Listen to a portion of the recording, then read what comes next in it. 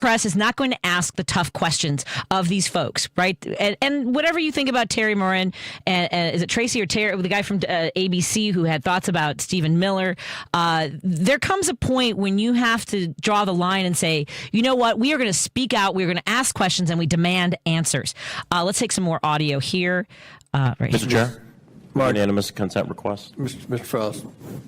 Unanimous consent request into the record a NBC article, Senator Alex Padilla removed from news conference with Homeland Security Secretary Noem. All right, without objection to order. I have another one, the Hill article, Padilla forcibly removed from Noem press conference. Without objection to order. And I have a third one, Axios Democratic Senator forcibly removed from DHS press conference. Without objection to order. Mr. Chair, also, we were just talking about this. I want to know if you can commit to working with us so we can You're out of order. So Chair recognizes I have a point of order. No. I have a point of order. State your point. We need to subpoena. That's not Secretary a point of order. Noem. Chair recognizes We just talked about this earlier. earlier. Not a point. We talked. Thank you, Mr. Chairman. Reclaiming my time. Reclaiming my time. Thrown to the ground. Reclaiming my time. And handcuffed in his own damn Oh, state. Democrats can't follow the rules. Can't follow the law. Oh my God! Spare me, you three-toed wench. We need to subpoena Kristi Noem. Chair recognizes Ms. Green. DHS federal There's a privilege of the majority, and that means we're in charge, not your side. Because you lost the All right, Ms. election. Green, we're going to start the Because clock. you have supported anything the to say about invasion that? of our country.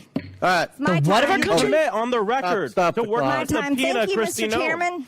Thank you, Okay. Mr. Chairman. She is a toad. You're out of order. Chair recognizes Will Ms. you Green. commit on the record you. to subpoenaing Kristi Noem because a U.S. senator was just thrown to the ground and detained in his own Democrats container? can't follow the rules. out of Can't order. follow the law. Will you Can't commit- follow the Shut rules. up. Oh, Just shut up. No, you don't. Shut No, you're up. not going to tell me to shut up. How do you get him in order? You're running for Not like that. He has been out of order 6 times. He's trying to get on MSNBC. You probably knocked I get it. somebody off I don't have any problem MSNBC to getting get on on there. MSNBC. That's Ms. not I Green, think as he's been arrested as a recognized. former Yeah, well, Antifa okay, member, here, right? back to order, Ms. Oh, there we go. Go. He's If a I could just say the former word Antifa Antifa, then I'll get all the attention. You got it. When is this coming Who's up a former again? Antifa member? Me? Yeah, you. I asked that these words be taken down. No, Ms. Green, Thank you. you're I recognized. asked Thank that you, these words Mr. be taken Chairman. down. There's a motion. Governor Ms. Green is Hochul, recognized. Governor I asked that Hochul, these you words be taken stated down. that you're a proud Democrat, proud registered All right, Democrat. we got to You need to suspend. retract. There's been a parliamentary move. They said they weren't going to do that.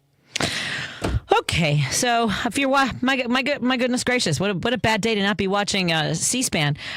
It is insane. I'm going to get on the line with us. We have Todd Belcore, who will be joining me in studio shortly. But there's a lot of traffic all over Chicago. I know that there's protests and festivals. Todd Belcore, the CEO and co-founder of Social Chain, joins us on the line. Todd, you and I have spent a lot of time in legislative chambers. We've spent a lot of time working with electeds to try to help people make sure that they have access to the services, the protections that they need.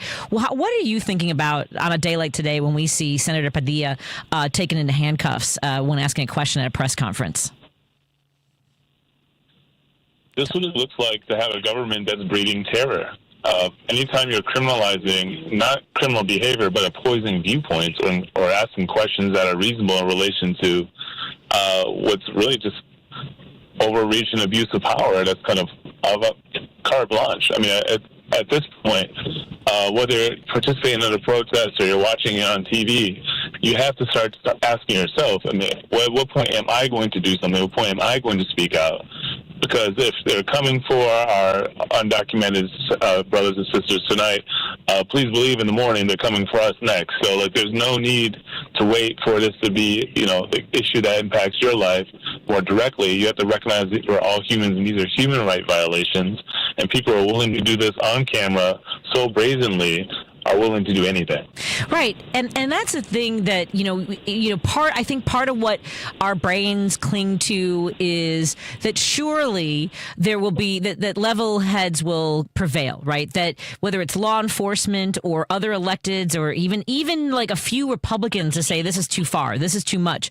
But when you see 3 law enforcement officers bring a senator to the floor, not just to his knees, but knock him down, put their knee on his back to handcuff him when he's not even struggling, right? I mean, it is intended to intimidate. It's intended to send a chill to the rest of us to shut up, isn't it?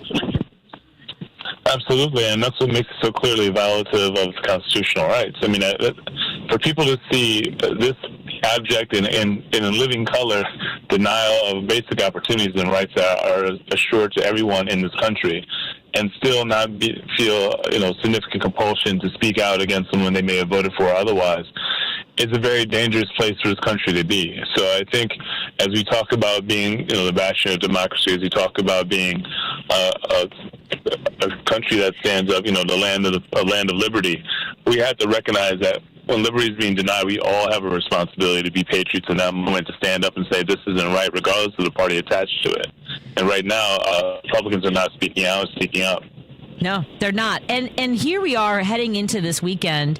I know that there are protests continuing across the country, including Chicago, as we wait to see what this new, this new ICE raid will bring. Because we've known this since the election season, right? We knew with all the information available to us with Project 2025, and I don't care how much they want to say that it has nothing to do with it, when they are systematically going through page by page and implementing what they envision this country to be in the image of white Christian nationalism, and they are executing this at a rate that is alarming, but yet not surprising. We said this during the election. They will wreak havoc on our country. They will strip you of your rights. And what are you hearing from folks as we anticipate this new, I guess, occupation is really what it's going to be of ICE agents? Yeah, I mean, between ICE agents and National Guards being called, I mean, there has to be a point where even as someone is doing their job, whether it be an ICE agent or a National Guard member, where you say, what oath is more important to me? The oath to my Constitution, my oath to my fellow person, or just my desire to be compliant and follow orders from someone who's above me? And I think there has to be a point, a tipping point, God willing, where some of these officers, some of these National Guard members say, I can't do this. I won't do this. I mean, that's what we're waiting on at this point. The protest is certainly reaching the point where people are making extremely clear not only the range of violations that are taking place, but that people aren't standing for it. Enough is enough. So at this point, I'm kind of calling on the conscience of people who are forced to meet these orders out, who do not have this sort of vitriol in their hearts, and say that, is this job that important to you? Is being seen on camera, being on the wrong side of history, as was mentioned online, that important to you, rather than recognizing the true pain and suffering that you're helping to cause? I just have such the alarm bells in my head are going off constantly. Somebody made a point yesterday in regards to our young men and women who serve in the National Guard or in the Marines. We've had a great relationship, whether it was on WGN or friends of mine who are in the Marines, and I always felt a resistance, obviously, for them when we talk about politics and who makes the calls and why why they follow orders. I think that a comment someone made yesterday as far as the young people now is that they grew up, right? Because if they're 18, let's say 18 to 25 years old, they grew up in households where perhaps likely Fox News was running all the time. If they are folks that are drawn to them, not all, but a lot of households where this sort of ideology has been pumped in artificially for a long time and raised by folks who don't think that Democrats are legitimate or even worse, that we're less than human. It's scary, isn't it? It can't be anything less than scary. It's terrifying. I mean, when you've got children who are trying to represent themselves in deportation hearings, you have family members who are running in panic, people who are working in fields doing what's requested of them by their employer, who are being rounded up in the middle of the night. It's just that level of havoc and intentionality behind it and being state-sponsored is the sort of thing that we normally assign with terrorism. So for that something to be that we're actually affirmatively paying taxes towards contributing to, we have to speak out and we have to do something meaningful. Whether you're participating in protests like what's going on now in Chicago or all across the nation, whether you're activating any sort of context you have to get legislators to speak out and do more, because we need everyone to do not only the bold thing but the most courageous thing that they can possibly do, because we're going to reach a tipping point where the silence is going to be suffices complicity, and then before you know it, other laws, other actions may be taken that the judges in the Supreme Court may not have the backbone to fight back against, and then we'll be in a full position where there is no returning.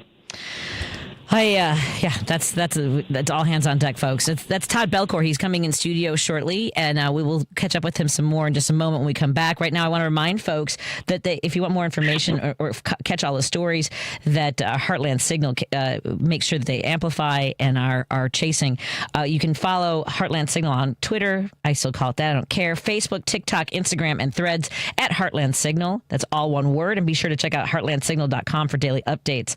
And we'll continue our conversation with Todd Belcore when we come back on WCPT 820 right here in Chicago and 1150 KKNW in Seattle.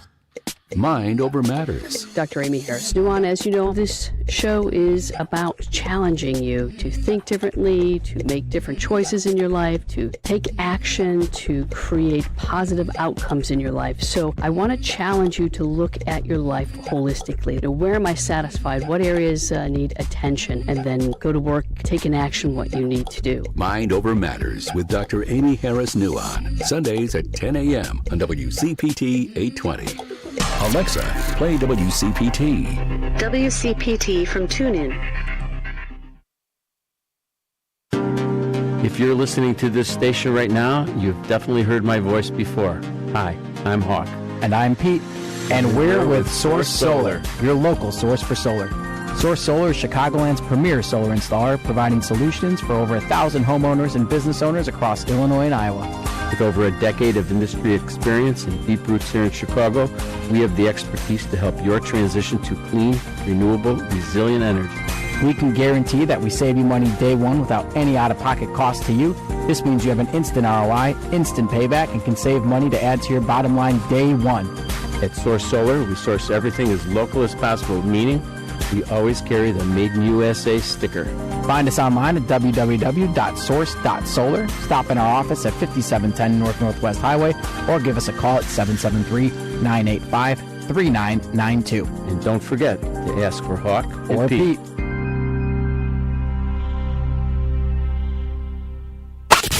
You're listening to Driving It Home with Patti Vasquez. We are, of course, catching up on the news of the day as U.S. Senator Padilla was handcuffed, actually knocked to the ground first, handcuffed. And there was a law enforcement agent on his back with a knee on his back because he was asking a question at a press conference that Homeland Security chief had. The idea that Kristi Noem is telling us how we should be managing our country, what our safety is, without due process for people who are being disappeared on the streets. We're on the line with Todd Belcore, who is an attorney and also the founder and CEO of Social Change. Thank you so much for hanging out with us, Todd. It is a chilling day to see a U.S. Senator handcuffed. But we also, Todd, saw that another elected, a congresswoman, was indicted today by a grand jury. Did you see this news story as well? Yeah, on the same day where governors are testifying and everything. It's just fireworks all the way around. Thanks for having me, Patti. Crazy time to be alive and a lot to discuss, for sure. It's an interesting time to be alive. There's no doubt about it. I know they say, may you live in interesting times. Less interesting would be fantastic right now, especially when we have the looming authoritarian dictatorship ahead of us. Before we get to anything else, I do want to touch on an event you have coming up for Social Change. We'll talk more about it later in the show. But you guys have a Juneteenth event coming up, don't you? Yes, absolutely. Not one, but two, and even three Juneteenth events starting as soon as this Saturday. The first of which we have now a mini farm that we've been cultivating in Chicago's Inglewood neighborhood where people can come out. We'd love to have people as early as 9 o'clock in the morning. We'll be planting everything from kale to sweet potatoes and things that we'll be growing with the express purpose of feeding and giving to community members within the community and surrounding the community. So please take part in that. That'll be on 66 in Winchester, not too far from Dymond on Chicago's southwest side. But also there's going to be a resource fair taking place at Malcolm X where we'll be providing some free record sealing for services, but also making sure people have access, thanks to our partners Barbara Deere and the entire Juneteenth Illinois Committee for community members to come and learn and get more of the resources they need to not only be self-sufficient but overcome the stigma and the hardship they've had to endure because of criminal records or just the disinvestment and a lack of opportunity that is rife in our communities. So those are both taking place on Saturday, and on Juneteenth itself, we're having a walk to just talk about freedom, bring more attention to the fight for freedom, and hopefully bring more people together from different walks of life and broaden the coalition of people who are willing to fight and stand up and speak out against the different issues of the day. I mean, it can't be more appropriate than right now, recognizing that we can't just expect the directly impacted to be the only ones to speak out. All of us are impacted by the widespread wanton violations of constitutional rights from the highest office in the land, and it's time for people to say something now before we reach that point of no return. Well, that's the thing. And again, I want to remind folks to go to heartlandsignal.com, follow Heartland Signal, all one word, on Twitter, on Facebook, on Threads, as they cover this story of Senator Padilla being handcuffed and, you know, the questions that we're all asking in regards to the military occupation of Los Angeles, disappearing people from the streets without a warrant, with these folks these agents, which appear to a lot of us to be Proud Boys, LARPing as federal agents in masks. Let's talk about that for a moment, Todd. When we have federal agents wearing masks, and the story that's being told to us is we have to protect their privacy. There's threats to their lives. But in my mind, I mean, our police officers, our FBI agents, I have not seen them in masks. They have their badge numbers displayed.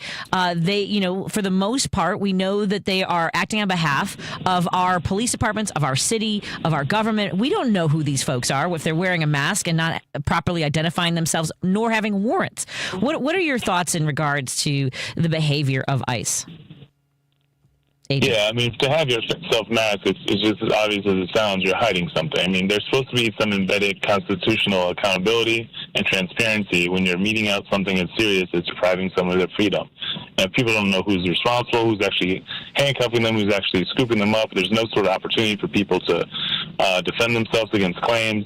And we don't even know who actually is to reach out to, who to identify as the culprit if there's abuse of power. So I think everything is being done right now is certainly calculated and intentional. The idea of taxpayer-funded militia through the form of ICE that's taking and terrorizing communities, this is something people need to be completely horrified about and terrified of. And I think until more people see the atrocities of things that took place like today with Senator Padilla and recognize some of the issues that are taking place in California and issues taking place in Illinois and all throughout the nation are issues that are going to happen to every community if we don't stand up and have some solidarity. We're in real trouble. So I appreciate you being a clarion call and making sure people get a chance to see clearly exactly what's going on. So if anything gets worse, we can't say they didn't know. Absolutely. And one of the things that I will continue to draw attention to, I guess I have to keep having these conversations. I don't see it as educating people. I guess it's more clarifying. Todd, who does the Constitution apply to when it comes to due process? Is it only citizens of the United States? No, if you're in this country, it protects you. I mean, that's the beauty of it. It's not just for people who are citizens. It's something that's expected for anyone who's on soil. And that's why people come here when you're seeking asylum, whatever, because you know when you get to the border, you're in a position where you actually have some basic assumptions in terms of your constitutional protections. Due process is among them. And that is the bedrock of our judicial system. It's the bedrock of justice, and that's how you ensure and guarantee at least a more likely fair hearing. And right now, depriving people of that en masse without even knowing who they are or their actual background, just making assumptions based on appearances, is a sort of nefarious tactic that's not only evil, but it's something that we should all be really gravely concerned about, being continue to be abused and extrapolated further to hurt more and more communities. Well, an idea that I guess there are people who are so intuitive or so perceptive that they can see somebody and automatically determine that that's the person that they are first looking for and that they are here illegally. Right? I mean, that's part of due process, is determining who they are, giving them the opportunity to provide evidence of who they are, and to have a case, whatever that is, whatever the accusation is, right? To stand in front of a court. That's right. Yeah. Yeah. That's right. And I mean, at the end of the day, this comes down to simple ideas of morality. I mean, the depravity of with which this government is acting at this point, it helps remind you that at one point, slavery was legal in this country. At one point, segregation was legal. These are laws that can change and revert to old laws. So let's not continue to empower and embolden an already very clear administration to do things that continue to violate human rights. If you see people's human rights being violated, whether it be in this country or otherwise, you have to speak up. And now is the time. And the protests that are taking place are a beautiful and important mechanism, but also it's important to make sure that when people like Senator Padilla are being completely thrown around and treated like they're a serial killer, that we make sure that we're fighting and standing up with and alongside people like him, regardless of party. So there's some basic accountability and transparency and opportunity for us to speak up, for us to speak out, and recognize there has to be a space for that. If not, then that is authoritarianism, and that's something we all need to be wary of. Absolutely. We're on the phone with Todd Belcore, who's going to join me shortly in the studio, and we'll talk some more about the Juneteenth events coming up for Social Change. He is the CEO and co-founder.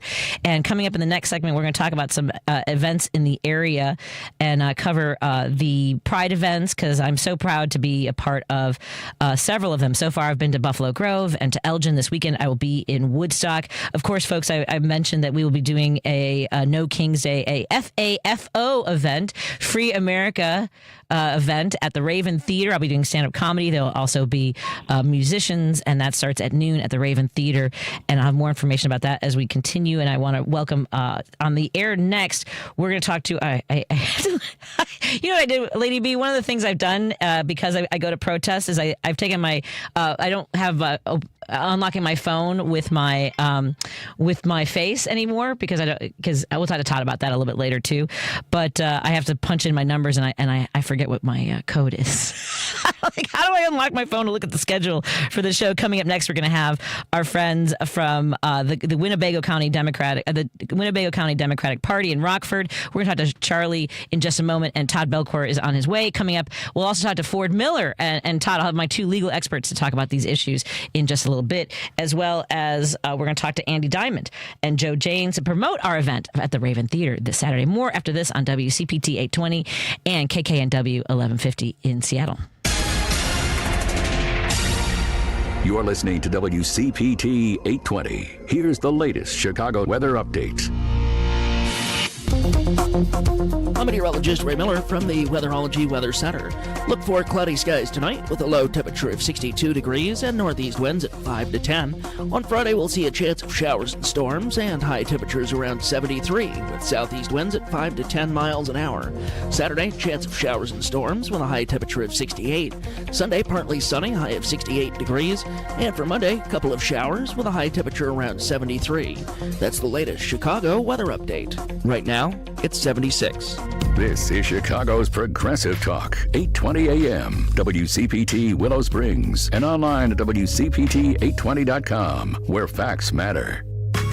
Out Chicago. Kiddos, we all need to find the courage to stand up to people when they say things that are completely wrong.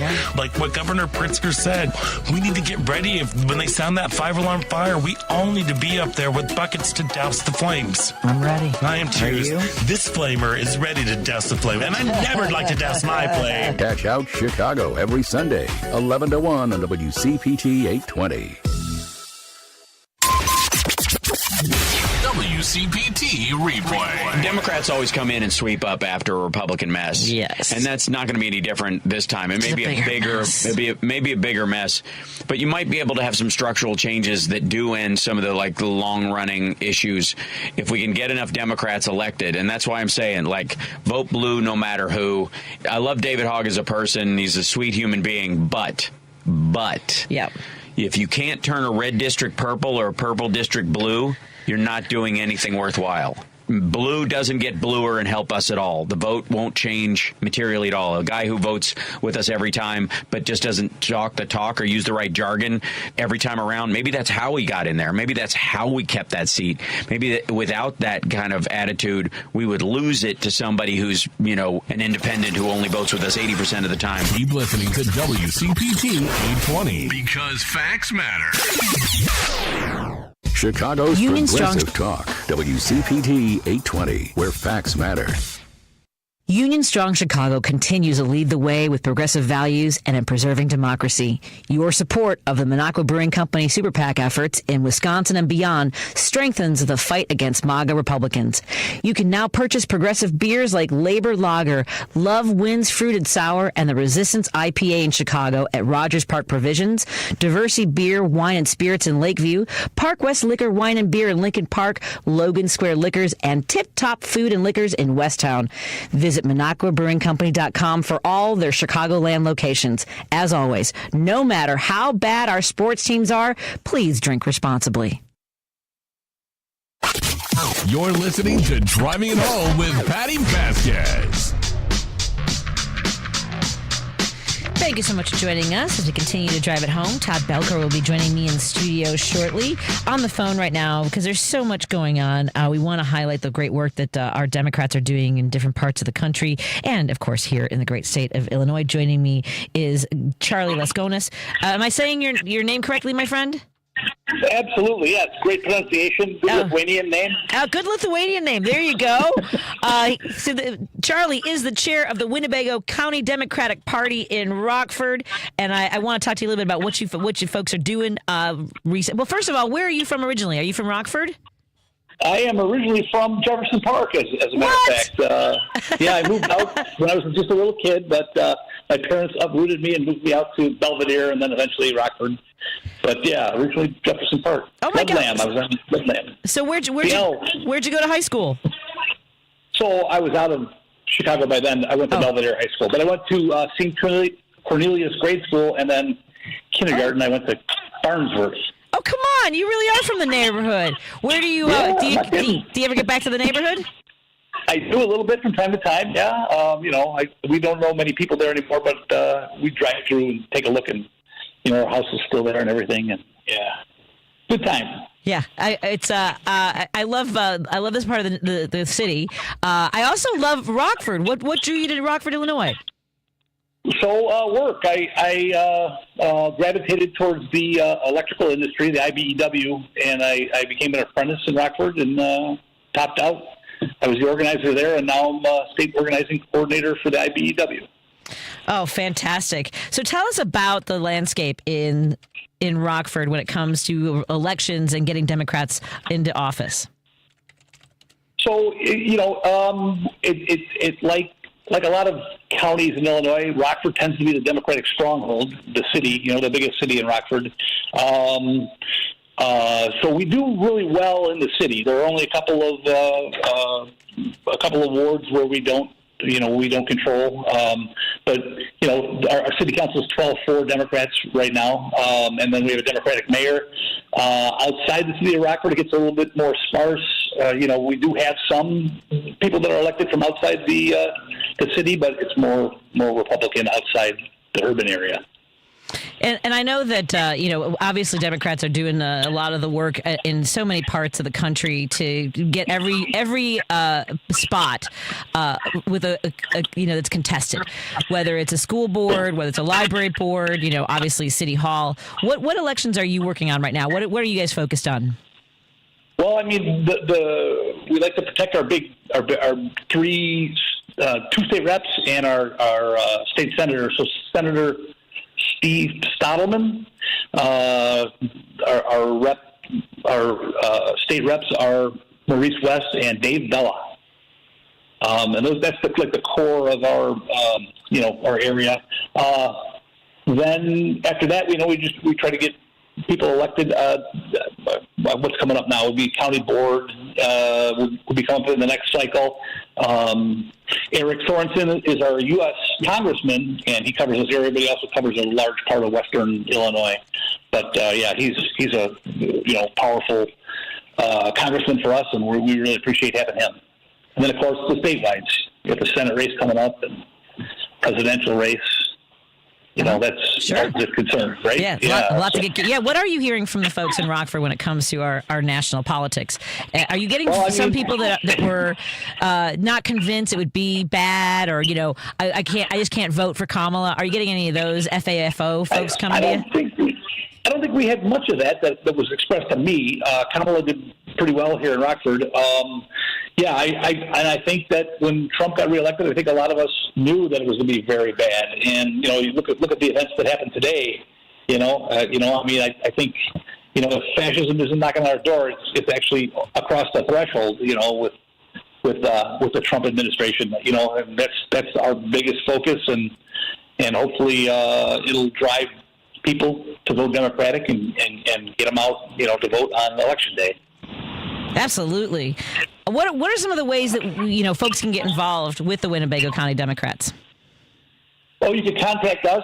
We have a Facebook page. You got to kind of watch out because there's Winnebago County, Wisconsin. Make sure the Winnebago County Democrats in Illinois, and just contact us there, or our website. If you want to contribute, actblue.com/donate/cookout 2025 is our current fundraiser, which we're having Saturday, and we should have Lieutenant Governor Juliana Stratton there. Awesome. It'll be a good time. Yeah, it'll be great.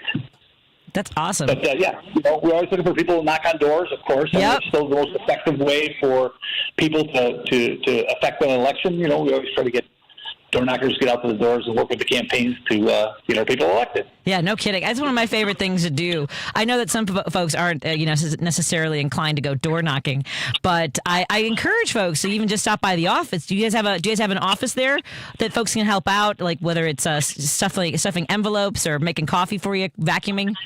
Yeah, we do. 321 North Church Street is our address. I'm there right now. Oh, you are excellent, right? That's one of the things. Like we were in Racine one time, and we were late for the door knocking, so all the turf had been taken. So Adam Selzner and I were like, "Hey, what can we do?" And we just started clean the bathrooms, stocked up with some of the water and things like that. Every little bit helps, doesn't it? Well, you'll have to come on by and help us out that way. I'm not cleaning your bathroom for you. Okay, well. It was worth a try. I know. I'm teasing you. I might. You never know. So I know that you got. I believe some of our Minocqua Brewing Company brews fell off the truck for you up there. Have you had a chance to give some of those beverages a taste? Yes, I have. I'm walking over to what's left in the box. The Labor Lager, of course, is my favorite. That's a great beer company and progressive values, and that's great. Yep, and I love that we are now able to announce that we stock Minocqua Brewing Company products at Artal. Is that right? How do you say it? Artal and Company? Artale. Yeah, Artale. Yeah. Artale and Co. Go ahead. That's the way I pronounce it anyway. There you go. Artale and Company on Spring Creek Road, and Rockton Food and Spirits on Main Street now carrying them. And we were talking about getting folks elected. Are you seeing more people interested in running and being trained on how to be a candidate? Yes, I am. Our executive director is here, and she's shaking her head extremely to the extreme. Yes, we're seeing. It's one thing that Trump, if there's any silver lining at all, Trump is really pushing people our way. People have had enough, and hopefully that'll equate to more candidates and more people out knocking on doors and more voters. Absolutely. And I have to imagine that the more people are eager. They're like, enough of this. If this is the way it's going to go, I got to roll my sleeves up, right? Yeah, absolutely. Yeah. I mean, I get inundated with text messages. Like today, my phone is dinging and vibrating because of the arrest of the senator there. Not arrest, but he was forcibly removed in Washington. And, so anytime anything like that happens, it seems like it's definitely the interest the outrage is on the uptick. Yeah, no kidding. And are there fundraisers coming up, like maybe a barbecue? I know a lot of our friends are making plans for the summer for people to gather. Right, yeah. So this Saturday is the cookout, and I gave you the Act Blue. I can give that again if you want. Yeah, please. actblue.com/donate/cookout 2025. Oh, nice. And then our website is WinnebagoDemocrats.com. Excellent. Well, I appreciate all the work that you guys are doing, and I look forward to collaborating with you. Is there anything you wanted to make sure our audience knows about the work that you're doing? Oh, you know what I want to know about the areas that Winnebago County covers, so maybe folks don't even know they're part of your Democratic offices. Yeah, okay. So, City of Rockford, Winnebago County is our county government. Then, Loves Park, McChesney Park, the City of Winnebago, Roscoe, Rockton, I'm forgetting some. I know it's a lot. But you guys go as far north as the Wisconsin border, right? Yeah, South Beloit is another community that's part of our county. Yeah, so we're right up to the Wisconsin line, and then we're right smack dab in the middle of the state at the top. Excellent. Well, I appreciate your time, and we'd love to collaborate with you. If anything comes up that you want to alert our audience to, please don't hesitate to reach out to us and let us know. Really appreciate that. Yeah, we'd love to go door knocking. Remind me though, when's the next big push? Are you guys aiming for the primaries in March, or is there anything prior to that? Any special elections that we should know about? No special elections. It's a matter of candidate recruitment now. When our petitions, August, they come out? So that's our next big thing, is August is the petition signing period, and we're looking for candidates. Excellent. Well, I wish you the very best on all that. Yeah, folks. So if they want to be a candidate, reach out to you, and absolutely, yeah. and learn. And they will. That's the thing people need to know. There are folks out there that will help you learn the steps involved in becoming a candidate for whatever it is you seek. Thank you so much. I really appreciate your time. Absolutely, you bet. Thanks, Patti, for showcasing us. I really appreciate that. Anytime, my friend. Anytime, especially for a former Northwest Sider. Even if you took leave of us, that's okay. Okay, I got uprooted. It wasn't my fault. I know. I'm kidding. I'm teasing you. Again, that's Charlie Laskonis, who's the chair of the Winnebago County Dems in Rockford, and we look forward to talking to you again, my friend. Right. Take care. Go White Sox. Goodbye. Oh, we're gonna end it like that? I don't think so. All right, take care. Take care. Be safe. Bye. Let's take a break here. When we come back, we'll talk to our friends from the Free America Festival. Obviously, that's the FAFO festival coming up this Saturday at noon at the Raven Theater. Music, comedy, games, all kinds of fun stuff, and we want you to be there. It's from noon to 3, and we'll learn more about that in just a moment on WCPT 820 and KKNW 1150 in Seattle. A Better Life with Dr. Sanjay Gupta. Sometimes good parenting is about making sacrifices. One little sacrifice you can make, putting down your phone when you spend time with your kids. Not only is it the right thing to do because you get to spend time with them, it also makes it less likely your kids will be exposed to content they're not old enough to watch. This is according to a new study out of UCSF. Also found that frequent screen use during meals and high levels of bedroom screen time in adolescents were notably associated with increased exposure to mature content. Experts we talked to said this: it's simple. Parents should practice what they preach. If you make a family rule not to text at the dinner table, you need to follow it too. If you don't want your kids mindlessly scrolling, then you shouldn't do it either. You got to set the boundaries, not only for your kids, but also for yourself, and stick to them. I'm Dr. Sanjay Gupta, helping you live a better life. Did you know you can get your prescriptions for less at your local pharmacy?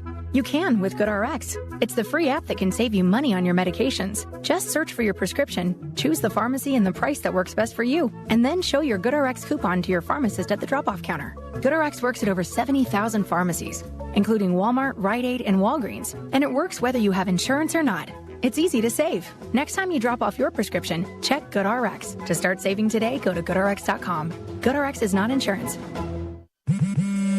At Straight Talk, we are all about no-brainers. Calling Grandma for her recipe, no-brainer. Streaming one more episode at 2 a.m., big no-brainer. Getting real unlimited data where you buy bananas, the ultimate no-brainer. Switch now and get a free Samsung Galaxy A16 5G or Moto G Power 5G 2025 with select plans. Straight Talk, real unlimited data. Available at Walmart and StraightTalk.com. Offer valid through 7/20/25. Taxes and fees apply. Requires in-store activation of single-line gold unlimited plan or higher. For network management practices, visit StraightTalk.com/terms. Copyright.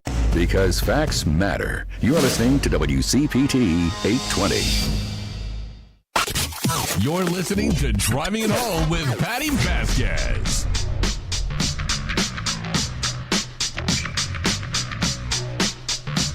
Thank you so much for joining us. I am really excited for this weekend's events, and not only excited like, oh, I'm so glad I'm doing this, but I am excited to do it. Joining me on the line are our friends who are putting together this wonderful event. It's the FAFO Free America Festival, obviously, because the other parts I can't say on the air. Joining me right now are Andi Dymond and Joe Janes. Hey, Andy and Joe, how are you doing today? Good. Hey, how are you? Excellent. All right, so this is on Saturday at the Raven Theater. It's the FAFO event. So, Andi, tell us a little bit about putting this together and what generated this idea to celebrate in a different way, but also have a form of resistance and opposition. This is what's going on. Well, I think like so many of us, when the world started to burn, we were walking around. I was walking around just a ball of rage, and I thought, well, I have to do something. And my, being in theater, it was like, well, art matters a lot. I work with Joe and a lot of people who are good at making fun of stuff, and people who are autocratic, hate being made fun of. So I thought there'd be a much better way to pull together artists and use our power to fight against this craziness. And Joe, what are you excited about when it comes to a gathering like this with humor and music? Well, lots of stuff. One is it builds community. We're going to get a lot of like-minded people together, and we're going to be laughing. And I also feel like we're using the tools that we have. So joy is a form of resistance, right? Yes. And I get great joy in mocking people. Yes, same. I got a lot of rage. I got to mock something. Well, I love that you both have such strong artistic backgrounds. Andre, now Andi, did you grow up in Chicago, or is this someplace you landed? I landed here, but, decades and decades ago. Where'd you grow up? It was my home. Where'd you grow up first? I grew up in Cleveland, Ohio, Shaker Heights, Ohio. All right. Same place, only small. So, same kind of place, only small. That's fair. I want to let folks know that Andi Dymond is a former resident director at the Victory Gardens Theater and directed over 11 productions there, including 7 world premieres. That's amazing. So what is it like, Andi, putting together an event like this? Well, this is really different. It's a team effort. Joe and our wonderful friend Maggie O'Keefe, and of course all the great performers who are going to join us. I didn't direct anything, but I just called all my friends and said, "Oh my God, I'm going to do something. Help me!" It's been great to work with these guys in particular to just pull together and reach out to other people, and we've got a lot of great supporters. The Raven Theater, I literally were like, where can we go? I'm walking by there. They're having a meeting. I knock on the window, and Raven is wonderful and generous. I mean, literally was like that. They've been great. And they've been wonderful and generous in offering us their space. Oh, that's great.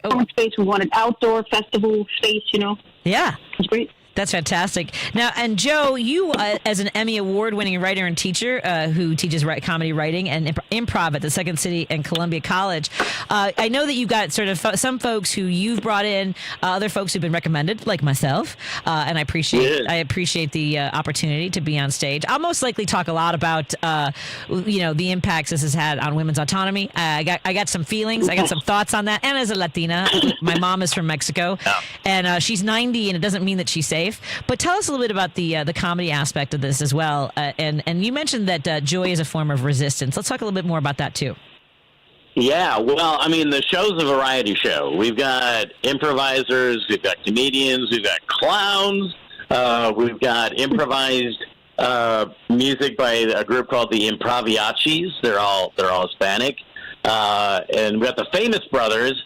They kind of play folk, very harmonic comedy songs.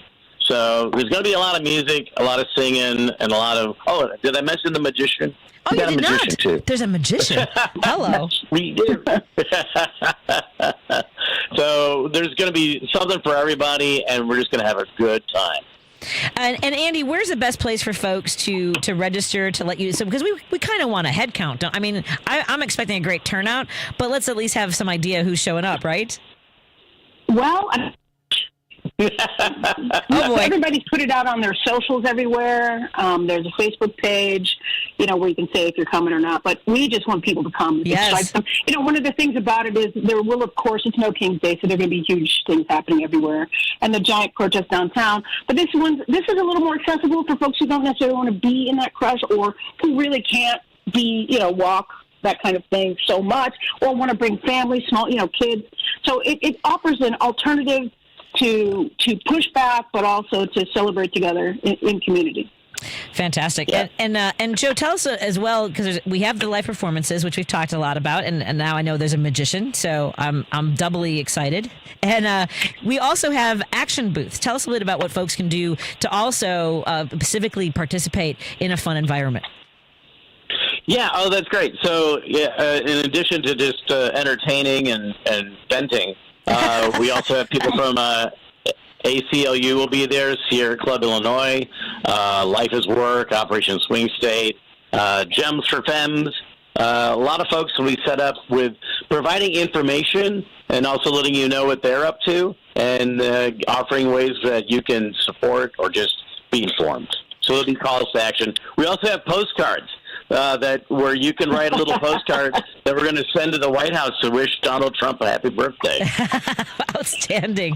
And there's also an opportunity to give back to folks. I know that there's also, Andi, going to be a food drive and diaper drive, which is something that's such a great idea to give back to folks who are maybe, just trying to make sure that they can take care of their families.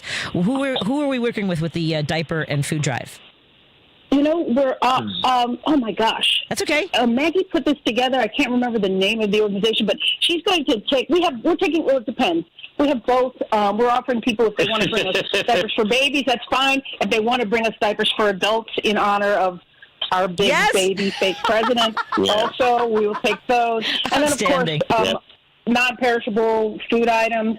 I believe it's going to a local co-op. Yeah. So she's working in the ward, and she's got a few partners that I think she's said that that she's going to reach out to. So I'm sorry, but I cannot remember. No, not a problem at all. For folks who want to join us, you can go to. Obviously, you can find all of the event information online. And what's the best link for folks? Because I have the action.womensmarch.com, which gives a lot of the information about the event. There's that, and then there's the Facebook event. That's really the only places online other than my Instagram. Hey! At JoeJanes1065. And I also have a website, joejanes.net, that has the information on there, too. I'll make sure that it's also available on the Patti Vasquez show page, folks. You can take a look there, including today's post regarding our guests, Joe Janes and Andi Dymond. And it is at the Raven Theater, which is at 6157 North Clark Street, right here in Chicago. That's Saturday, June 14th, of course, from noon to 3 p.m. Andi, am I forgetting anything you want to make sure you tell folks? I hate when people get off and they're like, oh, you know what I forgot to say? Taco truck. No, I mean, honestly, we're going to have a taco truck. We're very excited about that. Taco Motora is coming. They were kind enough. That was another one of those. I was like, hey, you guys, what do you think? Can you do this? And they were just wonderful to say, yeah, we'll show up. And then we're having a coffee service, a special coffee service from Epoch, provided by Epoch, which is a pour-over coffee provider. They're making a special latte for us in honor of the teacher's birthday. Yeah. Yes. So something we're going to have a very special race. We can't really probably talk about it on the radio. Oh. Where you'll be able to cheer on your favorite bad actors. Oh, in the administration. I think I know about this. You can say, yes. is this with the adult toys? That's exactly yes. Right. I'm not sure which word I can use, but I don't. Exactly. You can say that. You can say. Do you not want to say that on the air? Was that not supposed to be because of the event? I would say it. I just don't know. I just don't know. Battery operated or rechargeable? What are we saying? Is it? Because I mean, I would think. I think the battery operated ones. Well, yes, exactly. But the thing about battery operated is they're a little bit heavier. I would want to go with the rechargeable. Is all I'm saying. Yeah. See, these are the things. We had them donated by. Early to Bed. Early to Bed. Yeah. Oh, I want to be friends with Early to Bed. Maybe we can get Early to Bed to be sponsors of the show, too. I'm sorry, go ahead. I have so we're going to have this race event that we're all very excited about. You know what? I actually kid games. I actually have an idea for Saturday that just came. I used to do a segment on a previous radio station called "What's in the Box," and people had to guess if it was an adult toy or an appliance, and we would read reviews. Oh my God. So I might actually have a game for a part of my show. Someone was asking me how much time I'm doing. You guys have to tell me. I just go to you, give me a light, and say, get out of the way. That's all I can say. Excellent. Thank you both so much. Joe, is there anything you want to make sure you share with folks before I don't want you to hang up and be like, oh, darn. Anything you want? Any last words? I think we covered everything. We just look forward to everybody being there and joining us and fighting the good fight. Yes. And having fun. Flip the bird to the fascists. Flip the bird to the fascists. Come have a good time together. I love that. FBF, everybody. Does that sound right? I think that's right. I think it's right. I always mess it up. It's the same. I will see you both on Saturday. Thank you so much for all the work you're doing on this and for joining us to let folks know about this wonderful event. Well, thanks for the time and look forward to seeing you. I'll see you on Saturday. Have a good night. All right.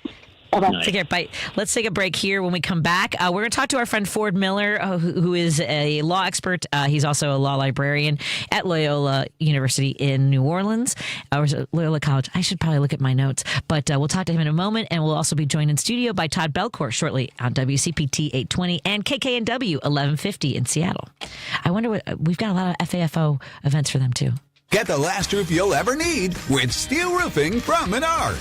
Steel roofing is durable, offering your home the best protection from wind, hail, and fire. Choose from 29 stylish colors that not only enhance the appearance of your home, but will reduce cooling costs and keep your home more comfortable all summer long. Plus, check out our weekly flyer on Menards.com for more great deals happening now. Save big money at Menards. With Amazon Business, smart business buying tools enable buyers to find and purchase items fast. Free up your teams and focus on your future. Learn more at AmazonBusiness.com. AP News, I'm Ben Thomas.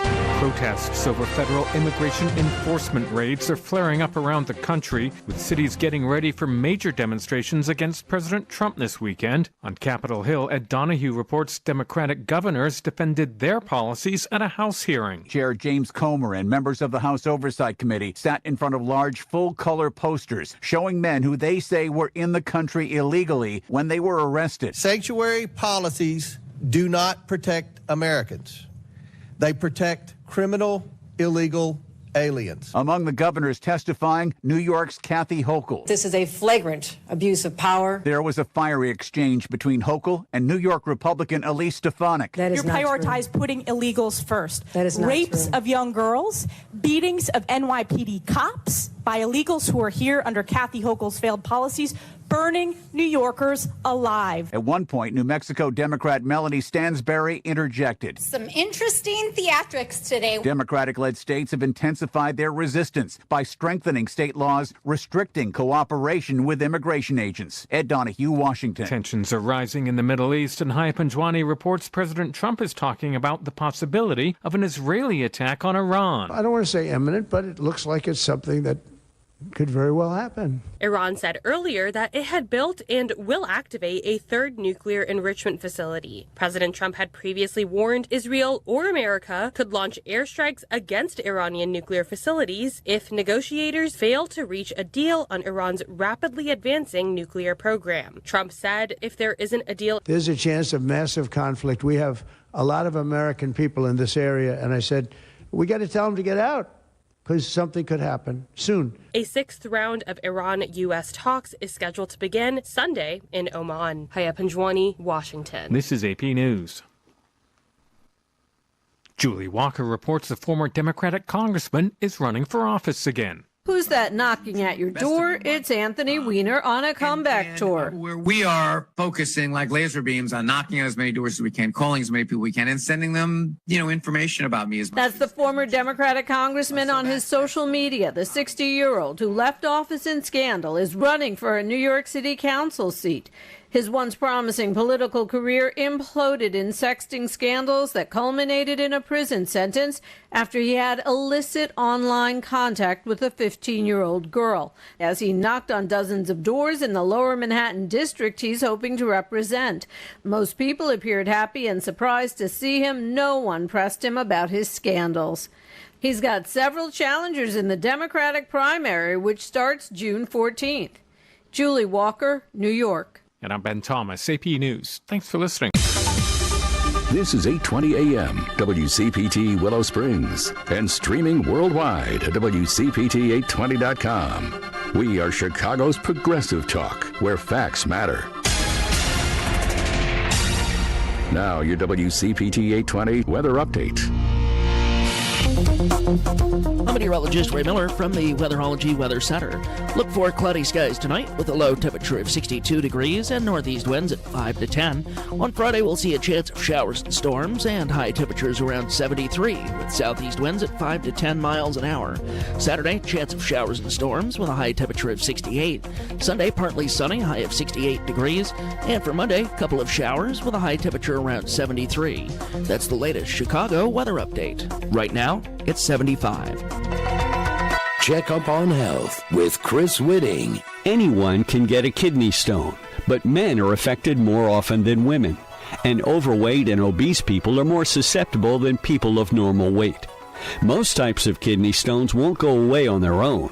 Dr. Amy Krambeck, a urologist at Mayo Clinic, says treatment usually depends on their size and what they're made of. And there's several treatments that we can perform. It really depends on the size of the stone and the location of the stone. Probably the most common treatment in the United States is shockwave lithotripsy. That's when a patient is placed on an operating table. Shockwaves are put through their body and focused onto the stone. The stone breaks up into pieces, and then the person has to pass that stone on their own.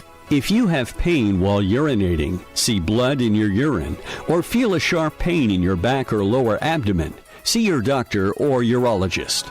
With Checkup on Health, I'm Chris Whitting. Hey Google, play WCPT. Streaming Chicago's progressive talk from TuneIn. Driving it home with Patti Vasquez, Patti Vasquez. From global conflicts to greenhouse gases, the folks refusing to wear masks says, and politicians getting caught grabbing asses says, she's driving it home with Patti Vasquez. Oh, man. Thank you so much for joining us, and hello to our friends joining in the evenings on KTNF AM 950 Minneapolis, St. Paul. Of course, our friends listening on KKNW 1150 in Seattle. We're broadcasting here in Chicago on WCPT 820. And Todd Belcore, our friend of the show, CEO and co-founder of Social Change, is desperately trying to get here. We know it's a little bit crazy in Chicago. You know where else it's crazy? It's also crazy in New Orleans. Hey, Ford Miller, how are you doing, my friend? I am well this day. How about yourself? I'm okay. I'm well. I'm excited because I'm coming back to New Orleans in a couple weeks. It's an addiction, but we'll talk about that some other time because the world's crazy right now. The world is indeed on fire. It is on fire. Ford Miller is a teacher and librarian with over 20 years of experience working in law schools, and his scholarly work in particular seems important these days, which he has a specialty in constitutional law. Okay, Ford, you messaged me the other day, and things are a little bit crazy, and it's even heated up more today. What is grabbing your attention the most? Because you sent me information about the use of military with occupying cities, essentially, right? Right. So tell us what the legality is, because I saw a hearing today when Pete Hegseth was being asked, and it was a former military member who said law enforcement is for civil control, like basically managing a situation civilly, but the military is not used to police Americans, right? Let's see. Let's break that down into two groups. Okay. There's the people under the Department of Defense. And they're covered by something called the Posse Comitatus Act, and that makes it a criminal act to use any of the armed forces to enforce domestic policy. Right. It's pretty straightforward. Right. Right. Now, it's the enforce is the key thing. So like the Marines, you hear this talk about the Marines are on the Mexican border and the Marines are coming in. Well, the Marines can only be used for things like watching. Like watching, so yeah. Overseeing, which seems to be what they're doing anyway, because this is aside from the legal aspect. They haven't necessarily been given orders, much less supplies to take care of them while they're there. So tell us. And it would be. Go ahead. And it would be very, very hard for that to ever be a legal act. Okay, so here's my concern about all this, right? It's one thing for us to say it's illegal for them to do this. Without any checks and balances, I hate to ask it this way, what difference does it make if it's legal? Well, then we become dependent upon U.S. People, officers and enlisted personnel of the United States military to not carry out an order against the law. Right. Exactly. So that's all we have left, because is it my understanding and yours that this administration doesn't give a hoot, and that's the word I decided to use on the air so I don't get fined by the FCC, what any court says, including the Supreme Court? That I am not going to speak upon that one, because that challenge has not come up and it has never come up. So we'll see. Right. It's the best I can do. Now, are things, and are things threatening? I was alive during the Iran-Contra affair, which is essentially the same kind of thing, a president using his own authority to go beyond the scope of things. Constitutional crisis, blah, blah, blah. Right. So yeah, what you're talking about is definitely a scenario that can happen. But the thing that cannot happen quickly is for the entire command structure of the military to be reorganized at a whim, to put in a loyalist. So it's like maybe he can replace the Joint Chairman of Staff, but it's like there's 2-star generals, and then there's colonels in charge of divisions and squadrons and so forth, and they would have to also, be charged to carry this out. So and remember when the Chief of Staff the Joint Chiefs of Staff head was photographed in fatigues with Trump, right? During the some George Floyd thing and so forth. He sent an apology to all the military personnel saying, "I should not have done that. That was wrong." Right. Go ahead. You go. You're the expert. Please go ahead. So all I'm saying is like, yes, we have to worry about it. But one, I actually do have faith in our military officers. That may be but that's a tenuous thing. I get that. We also depend on our police forces obeying the law and so forth and et cetera. Right. Now, the other thing I want to talk about is 2 other things, which is it's not the National Guard.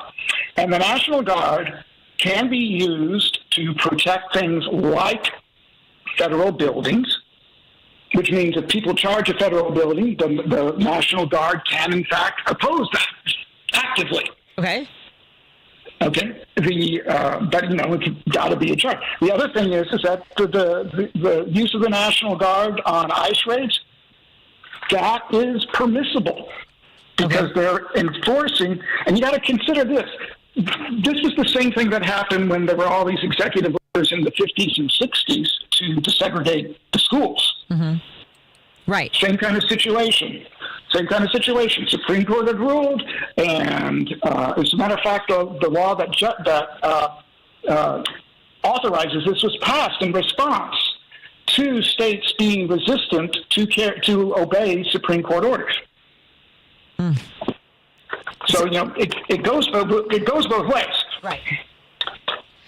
Somebody asks this, one of our listeners texted, if the government doesn't follow the law, then why should anyone else? Because I will say this, they have a lot more of the guns and artillery. It is absolutely correct that they've got the guns. Yeah. That's and I read a columnist who said, and we need to be real careful when we're talking about breaking the law. because, like, I'm happy to say that my father was one of the participants in the sit-ins where people would sit in white people black and white would sit in the whites only part of lunch counters and so forth. And that was breaking the law, but they didn't do any violence. Right. When they did the marches, they didn't do any violence. And that's the kind of thing that got the Civil Rights Acts and the Civil Voting Acts passed in the 64 and 65. It was because there were these mass protests, and the Southern forces opposed to it kept goading. They wanted people, the demonstrators, to become violent.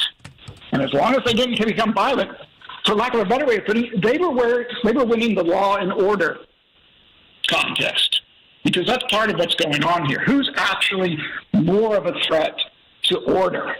Who is the person that's the threat more? So if you're doing a sit-in and you're doing it because you think that you think something's wrong, but you don't engage in any violence, and then they come and hit you, who's the greater possibility of disrupting order? I'm talking about the public opinion here. Right. But if the demonstrators start throwing stones, then we start losing the public. The columnists put it like every stone thrown at a police officer or a car is a penny dropped in Trump's wishing well. Oh, sorry. I think I've got some disruptive noise in the background there. I am now putting it on. Do not disturb. I thought I had done that. Oh, that's all right. Go ahead. So at any rate, it's that kind of thing. My response to her is that, the reason I'm not saying don't break the law, because heavens knows I've been involved in my own protests that were part of civil disobedience. The thing is that the civil disobedience, people knew they were breaking the law and accepted the consequences. What didn't happen was violence. Right. Well, and if there's no violence, there's no reason for the government,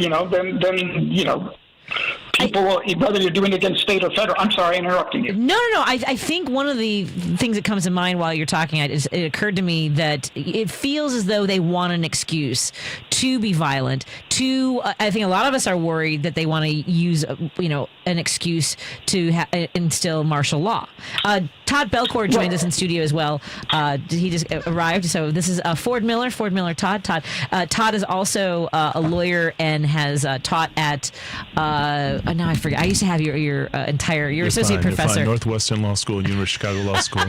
Wow, you're really big. No, you both are equally big.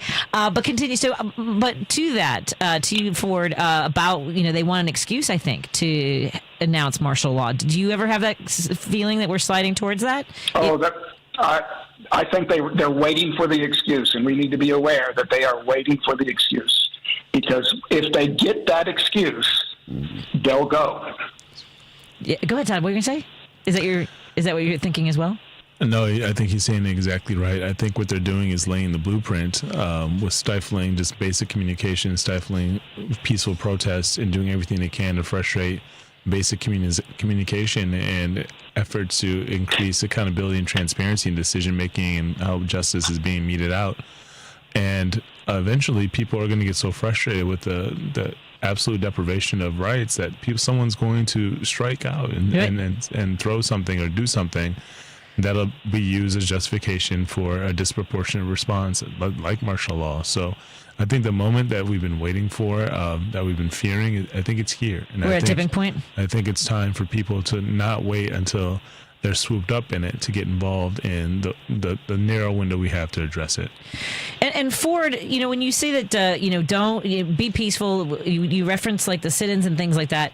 It's hard I want to impress upon folks that to be peaceful. When I saw images of protesters or rioters or agitators, right, provocateurs in Los Angeles throwing big rocks at cops from the overpass, that's problematic for us, isn't it? Yeah. No, that's that. Oh, go ahead, please. No. Yes. It's a short answer, yes.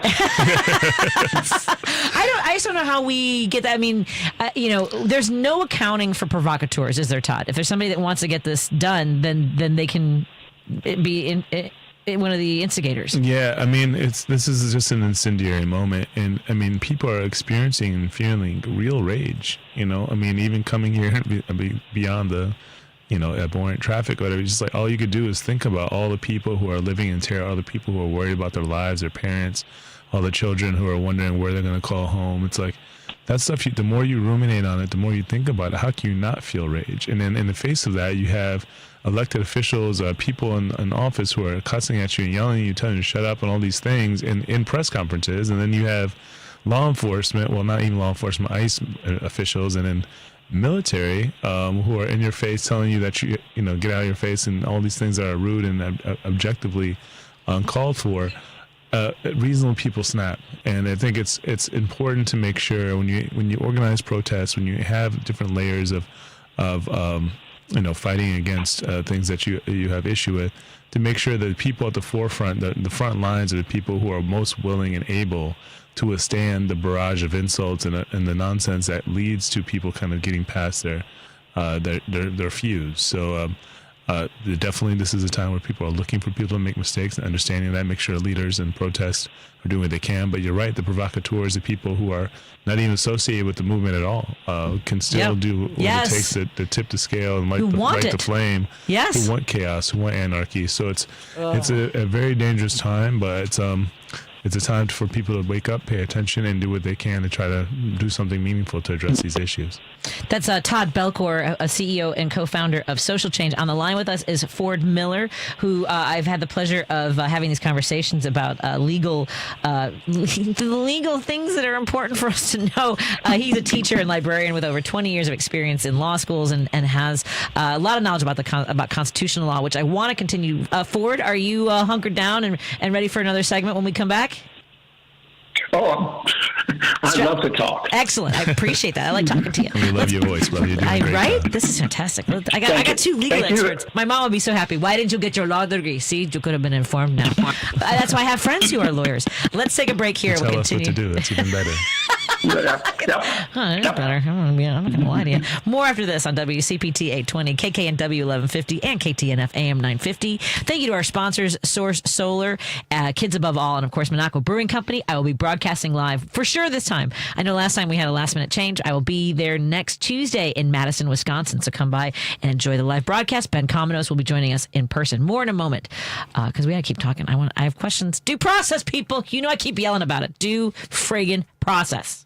Celebrate the culmination of Pride Month in Chicago by attending the Chicago Pride Parade, a celebration of love and unity on Sunday, June 29th. This year's theme, United in Pride, highlights the power of coming together, embracing our diversity, and championing love and equality as one united force.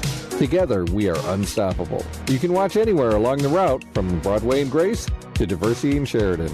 For more information, visit pridechicago.org and make sure to keep your eyes out for the WCPT float. If you can't attend the parade in person, you can listen live as Scott Duff and Ellen Miller describe all the excitement on WCPT 820 on Sunday, June 30th from 11 a.m. to 2 p.m. The WCPT Live Parade broadcast is sponsored by the Center in Halstead and by Credo Mobile, a progressive phone company that is better for all people and the planet.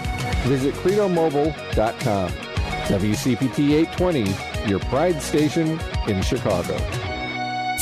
WCPT 20th Anniversary Replay 2018. Lori Lightfoot, a candidate for mayor of the city of Chicago. Welcome to Back on the Beat. It's my pleasure to be here with you, Dick. Why do you think that people should choose you as opposed to the current mayor? Well, first of all, I think that the vast majority of Chicagoans believe, as I do, that the city is going in the wrong direction. There are a lot of good things that are happening in the city, to be sure, but that largesse is not being spread across enough neighborhoods to enough individuals and families. We have too many neighborhoods in our city that look like wasteland. They have real high poverty rates, high unemployment. There's no economic base in those neighborhoods. You drive down the streets, and there's vacant lot after vacant lot, and it looks like something other than the city of Chicago in 2018. You're listening to WCPT 820. Because facts matter. WCPT 820, Chicago's progressive talk, where facts matter. If you're listening to this station right now, you've definitely heard my voice before. Hi, I'm Hawk. And I'm Pete. And we're with Source Solar, your local source for solar. Source Solar is Chicagoland's premier solar installer, providing solutions for over 1,000 homeowners and business owners across Illinois and Iowa. With over a decade of industry experience and deep roots here in Chicago, we have the expertise to help your transition to clean, renewable, resilient energy. We can guarantee that we save you money day one without any out-of-pocket cost to you. This means you have an instant ROI, instant payback, and can save money to add to your bottom line day one. At Source Solar, we source everything as local as possible, meaning we always carry the Made in USA sticker. Find us online at www.source.solar. Stop in our office at 5710 North Northwest Highway or give us a call at 773-985-3992. And don't forget to ask for Hawk or Pete.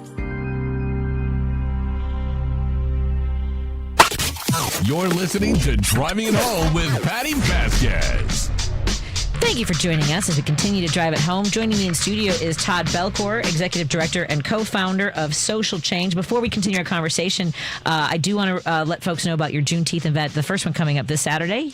Please, we actually have two taking place Saturday for different types of interests. For folks who are want to, help recognize the fact that food is freedom. We actually have a mini farm in which we're cultivating food. We want people to help us plant and build community and also get food directly to community members. So 66 in Winchester, 9 to noon this Saturday and Chicago. But also we recognize, as we celebrate freedom, there's still people who aren't free. Obviously this conversation is an extension of that. But prior to that, we were fighting more principally the issue of the new Jim Crow, which is a systematic deprivation of opportunity based on past mistakes, criminal records used as legal discrimination tools. So we have free record sealing, but also there's going to be a ton of other resources made available thanks to Barbara Deere and the Juneteenth Committee at Malcolm X, right there in the West Side Chicago on Jackson, from 9 a.m. to 2 p.m. It's a full program, food and everything, so please check it out. But also, if you want information, check us out on Instagram, Facebook, Twitter, at Chi Social Change, CHI Social Change, or socialchange.site, SITE, to make sure you can keep up in the loop on that and join us for our walk again on the 19th itself, going from 35th Street Beach down to the downtown area and a little bit back as we celebrate the accomplishments of freedom fighters, but also do what we can to bring more attention to freedom fights that are still in front of us. In Juneteenth, for folks who are still, I'm still learning about Juneteenth, which is the last slaves were freed two years after the Civil War ended in Galveston, Texas, when they finally learned that they were no longer enslaved. So thank you so much for doing that event. We also have on the line with us Ford Miller, all the way from New Orleans, one of my New Orleans family members. Ford Miller is a teacher and librarian with over 20 years of experience working in law school. So Ford, I do want to talk about two things, and I'm sure there'll be more that come up. But one, let's start with due process, because I have a lot of folks who are constantly on my Patti Vasquez show page telling me that due process does not apply to non-citizens. What would you say to folks that claim that, Ford? Do you remember our discussion about the 14th Amendment and, being safe? Yes. From searches, and we talked about the 14th Amendment. The difference is, and I'm going to look it up, and Todd, if you can confirm or deny this, it's the difference between citizen and person. Right. And the 14th Amendment, says no person shall be denied without due process of law. Right. No person. And no person is no person. No person. And look, even if at the time persons, mostly slaves and also women, there was no due process for people who were not considered a whole person at the time. We've grown since then. Right, Ford? We have, actually, and we need to keep remembering, we really have made a lot of progress. And we're trying to fight, not so much, we always are fighting to move forward, but we need to take a brief moment to be grateful with how far we've come. I think you're right. Think about gay marriage. Gay marriage wasn't a thing at the turn of the 21st century. I mean, miscegenation was illegal until not long ago. I mean, dating outside your race. Yeah. So the idea of there being no progress is not only a lie, it prevents us from recognizing the power of building momentum and fighting for movements over time. And that's why the Juneteenth celebration is twofold, not just fighting for the freedom fights that are in front of us, but also celebrating the victories that have been won. But I think right now, as you're saying, I think there are constitutional violations. There are people being denied basic rights that we should all be afforded, that are the bedrock of this country. And we have to continue bringing attention to it with every mechanism we have available. And when you have, scholars like you on the phone who are telling us exactly what's going on, and then you have, on the ground, you see, U.S. senators being treated like criminals. I mean, it's time to recognize that if your alarm hasn't rung yet, it's time for you to be shaken a little bit and recognize that time is now. Yeah. I wonder, Ford, what your thoughts are in regards. Well, here, let me go back to due process, and let me stay here for another moment, because folks who say if you're here illegally, you don't deserve due process. But essentially, who's to say whether or not someone's here illegally if they're not given due process, right, Ford? That's right. That is absolutely correct. Remember, there was this issue, God help me, it's still going on, where the Trump administration deported somebody before they even had a chance to get before an immigration judge. And then there was the other one who was deported as a member of a gang, which turned out to be an absolute mistake without due process. And even our current Supreme Court is saying, you gotta follow the basic rules. Yeah. And they're not. But, because you got Chief Justice Roberts going, what the heck? Yeah. But you have to always remember. I'm sorry, Todd. Please go ahead. No, go ahead, please. You have to always remember. You also said it is absolutely true. The wheels of law grind slowly. But they do, and that's one of the things and that's just important to remember. We can't have an instantaneous response, especially because, God help us, the president was duly elected by the rules, and also I think by the popular vote. Yeah. But he still can't break the law. Well, and here, Todd, one of the things that people say about due process is they're like, well, if there's millions of people here illegally, are we supposed to give them all due process? How do people know there are millions of people here without due process? You just see brown people and you say, some of those people must be illegal. Oh my God! Let me blow my horn here. Yes, that's right. You are so right. You are absolutely right. I mean, I think at the end of the day, people have to recognize the purpose of due process is to make sure that accusations don't come with immediate consequences. Yes! You have to have a chance to defend yourself. And, it's the most basic principle ever, right? Imagine anyone coming up to you saying you did something and it has nothing to do with you, it's not you, they're mistaken identity, a million other things, and you're being treated as if you did it no matter what. And that's the sort of craziness that's happening right now that we have to be extremely wary of. And one of my posts, my own favorite little meme that I wrote, Ford and Todd, before we go to the break, was due process for one or due process for none. Let's take a break here. Isn't that quick? I like it. I'm just snappy. It's a little snappy. I'm just saying.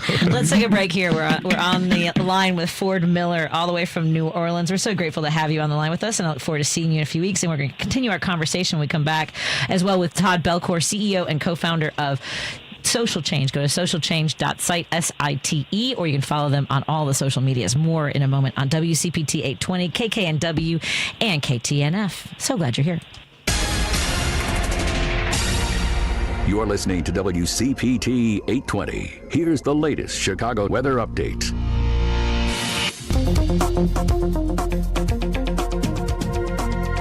I'm meteorologist Ray Miller from the Weatherology Weather Center. Look for cloudy skies tonight with a low temperature of 62 degrees and northeast winds at 5 to 10. On Friday, we'll see a chance of showers and storms and high temperatures around 73 with southeast winds at 5 to 10 miles an hour. Saturday, chance of showers and storms with a high temperature of 68. Sunday, partly sunny, high of 68 degrees. And for Monday, a couple of showers with a high temperature around 73. That's the latest Chicago weather update. Right now, it's 73.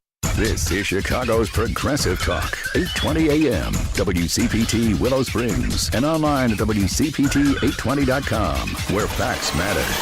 Greece is cheap. But the airfare costs a fortune. Paris? Not much closer, and again, airfare... What about Puerto Vallarta? Let's face it, flying anywhere is just too expensive. Wait, what's this? Low-cost airlines. With one call to low-cost airlines, you'll drastically slash your travel costs. We're talking insanely low airline prices to any of your favorite destinations. Where would you like to go? London, Rome, Costa Rica, Australia? Wow, that's cheap. So why wait? Call now to learn how crazy cheap it is to fly anywhere in the U.S. or international. Our prices are so low, we can't publish them. The only way to get them is to call to instantly hear the most amazing best deals on airline travel. It's that easy. So call now and start packing. 800-708-3091. 800-708-3091. 800-708-3091. That's 800-708-3091. Ooh, just what I needed. A mug. This time of year, what do you give? When it's your extra concert, game, or special event tickets to VetTix, you're giving our nation's brave service members and veterans an amazing experience. Give something to those who gave. VetTix. For more information on how you can make a difference right now, or to become a VetTixer, go to vettix.org. This is WCPT 820, where facts matter. Hi, this is Patti Vasquez. We appreciate all our fans of Driving It Home, and your support of show sponsor Monaco Brewing Company ensures that our important conversations continue right here on WCPT each weekday from 5 to 7 p.m. You can now find the Resistance IPA, Labor Lager, or the Resistance Pilsner beer at several Illinois locations, including Arminetti Wine and Spirits in Woodstock, Pineapple and Company in North Riverside, Lions Beverage Depot in Arlington Heights, and MP's Liquor, Wine and Beer in North Aurora. For a full list of Chicagoland locations, please visit MonacoBrewingCompany.com. As always, please vote and drink responsibly. From city streets to political beats, you're driving it home with Patti Vasquez, where progressive talk fuels the ride. Thank you so much for joining us as we continue to drive it home. I'm your host, Patti Vasquez. Joining me in studio is Todd Belcore, the CEO and co-founder of Social Change. You can go to socialchange.site to learn more about the great events they have coming up, including the Juneteenth events, the one starting on this Saturday. Joining us on the phone, I'm sorry, Ford Miller joins us. I was telling Todd Belcore, Ford, off the air that I wake up every morning to a bunch of really nasty texts. I'm getting some on our screen here, but I just gotta go F yourself, you whore. And they put like some of their face on my profile picture. And so one of the things that I get a lot of both here and on my Facebook page in regards to our previous conversation about due process is if they came here without using due process, do they deserve due process now? Yes. So if they came across the border illegally, do they get due process now? Yes, and when you're talking about people being undocumented, people need to recognize that is a civil infraction. Not having documentation is not a heinous crime. It is not something that guarantees or even increases the likelihood you're going to commit a crime. It means you are here without paperwork. That's it. So for people to it's a civil offense. Civil infraction, yeah. So for people to equate that with terrorist acts or to help justify denying people basic constitutional rights that are embedded in the very foundation of our society, it shows just how far adrift people are and how brainwashed people are when it comes to making sure that everyone is afforded the same opportunity to get the protections that we fight for abroad. We should make sure we're fighting for them just as hard right here in the country. And Ford Miller joins on the line. Go ahead. And Todd is absolutely right. And the other thing I would say to him is that they may have come here illegally. They may have done it without due process. But the fact that we, in response, follow due process is what the rule of law is all about. That we do not have, and maintaining due process for everyone is key to actually avoiding, the kind of arbitrary actions that got the revolution started in the first place. Yeah, exactly right. Yeah, and then the other issue that I have, because I understand that there are men and women who put a uniform on and do a job every single day that most of us can't or won't do. There is no denying that, whether it's our sheriff's department, our police departments, our military, our FBI, the whole range of law enforcement, right? And as somebody whose family has survived homicide, rape, there are people in uniform that I'm friends with that I do trust. I do also have an issue with ICE agents who are not being properly identified and wearing masks, and the idea that it's because they need to be protected because they are doing a job, whether it's drug cases, the mob, things like that. This is when we're talking about going in and going to places of work, going to schools, going to childcare facilities, going to Home Depots, chasing people down the street. I have an issue with people wearing masks and not being properly identified nor having warrants. Where do you stand on ICE agents wearing masks, Ford? They shouldn't.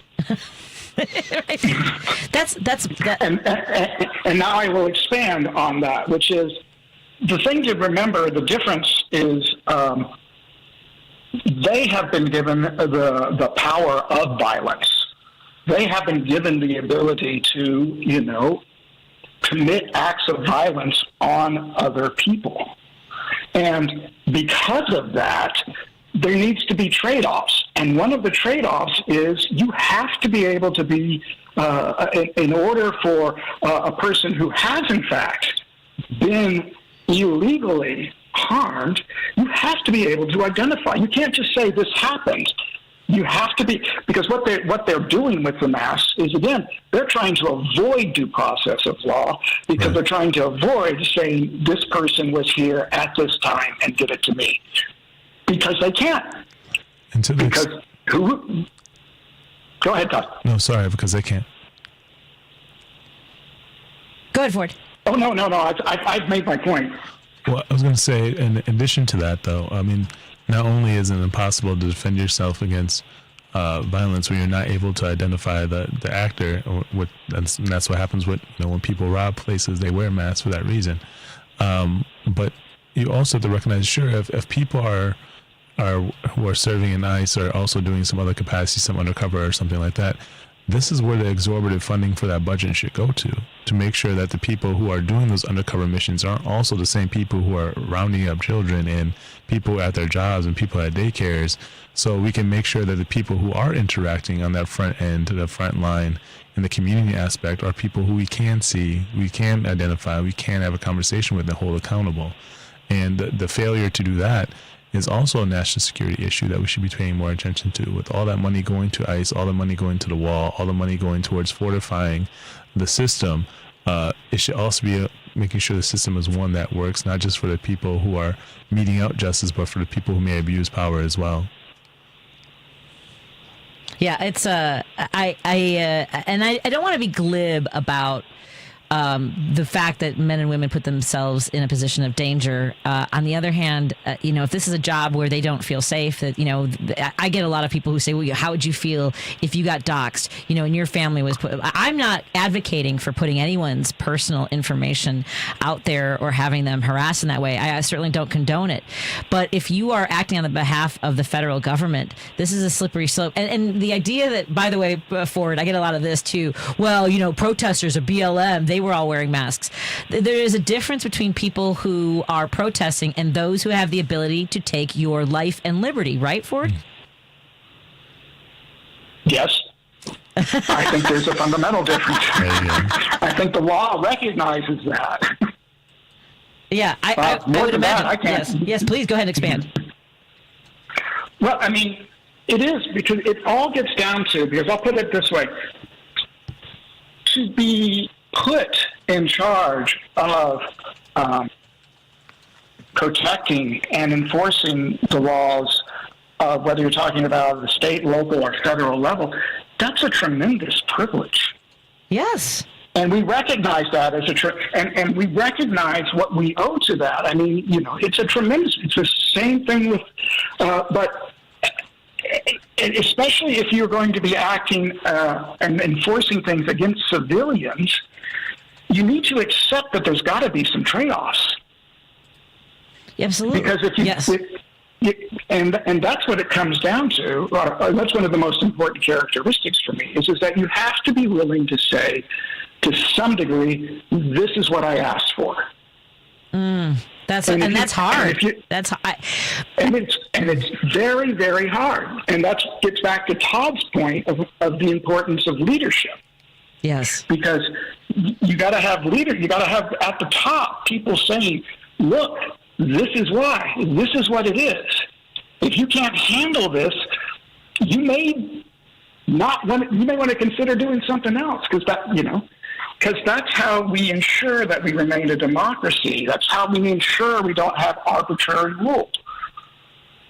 Yeah, I agree. And I also think that, and again, I don't want to be glib about any of this, but I also think that I have friends who are in law enforcement, and they have this focus of their focus is to get home to their families, right? And so anything in between that is it's an us against them mentality, I guess is what I'm talking about. The sort of tribalism of the police force, and I mean that's one of the reasons why in Chicago we try to have our police officers living in the city of Chicago. Whether or not that's right or wrong, I think there's a debate for that. But that we're in the community together is kind of the idea. Does that make sense to you, Ford?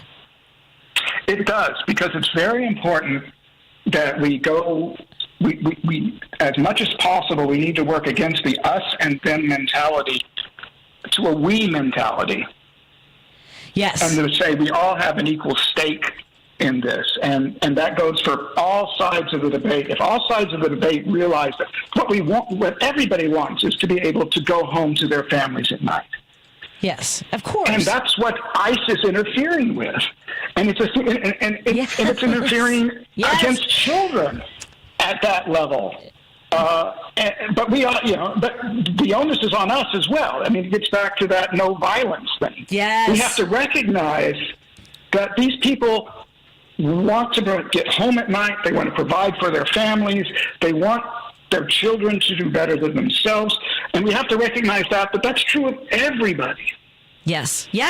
And I think that you I just realized something. The direction we're heading in is making it more dangerous for the people that I know and love that serve as first responders, both in the police department and as firefighters, and my friends who are in the FBI. We don't want any of them to be in danger. And the way this administration is behaving, the policies that they're enacting put them in danger, where this is a very much I believe, an artificially created crisis. So just want to put that out there, Ford. I have to wrap up our segment. Is there anything you didn't get a chance to say that you had on your mind, my friend? I would like to thank Todd for being on the front line because I'm up in the ivory tower, and I come onto the show to try to disseminate information because it's really, really important. But Todd, with the level of community organization, the level of getting out there and done, there are so many people at Loyola University here in New Orleans, and I'm thinking especially like people like Andrea Armstrong, who are working with the communities to try to make things better. Andrea works for in prison reform. And they're out there, and I'm sitting here comfortably. And so the people it's like, tell me what to do. But I recognize that in such things I'd have to be a follower, and I'm very grateful for people like Todd who are willing to be leaders, to take that responsibility. Well, that's extremely kind of you. Thank you not only for your kind words, but your dedication to make sure people are educated on issues that matter, and sharing that education with not only the folks who are lucky to experience you in Louisiana, but with people all over the nation. This is a love fest. I can't wait for you two to meet each other. But Todd, you come down. Actually, I can't either. have to bring Todd down to New Orleans. Ford, you have a wonderful evening. We'll talk about. I'll have to have you both on again, but also would love to have anytime. Ford, do not hesitate to send me stuff because I have to connect you with my co-producer Jerry because things fall through the cracks as far as like having the ideas of when to do more of these legal segments. So we should make it more common, not less. Thank you, Ford. Well, hopefully you won't need to clarify the law much more often. Jeez. Oh, are you kidding me? Constantly. Not in these times. Yeah. Not in these times. I'll need you more than ever. Yeah. Historians and lawyers are very exhausted. Have a great evening, Ford. I'll talk to you again soon. Take care, Ford. Great to meet you. Bye-bye. Thank you. Good to meet you, Todd. Oh, I love this Love Fest. Let's take a break here, and we'll continue our conversation when we come back on WCPT 820 Heartland Signal, KKNW 1150 in Seattle, and KTNF AM 950 Minneapolis, St. Paul. Hey, Progressives, this is Richard Chu from Chu's Views. People ask me oftentimes, Richard, why do you fight? I fight because I stand on the shoulders of my family and ancestors. I fight because of the people who may be taken advantage of. But most importantly, it's required in a civil, caring democracy. It's something that I fight for and I believe in, and I'll do it every day. That's why I fight. So, stay tuned, Progressives. Richard Chu, weekday mornings at 6 on WCPT 820. 1 in 4 Americans have a disability. I'm one of them. I'm also a working mom who cares deeply about making sure every child with a disability thrives by getting their access needs met. We've got a trusted ally by our side. Easter Seals provides children and families the foundation for lifelong success through early learning programs, skills training, and prep for college and career. That's my Easter Seals. Make it yours. Join us at easterseals.com. Teachers are dynamic leaders, shaping a new generation. They bring a variety of perspectives from diverse backgrounds, innovating how they teach to prepare students for our fast-changing world. Achieving this takes skill and expertise.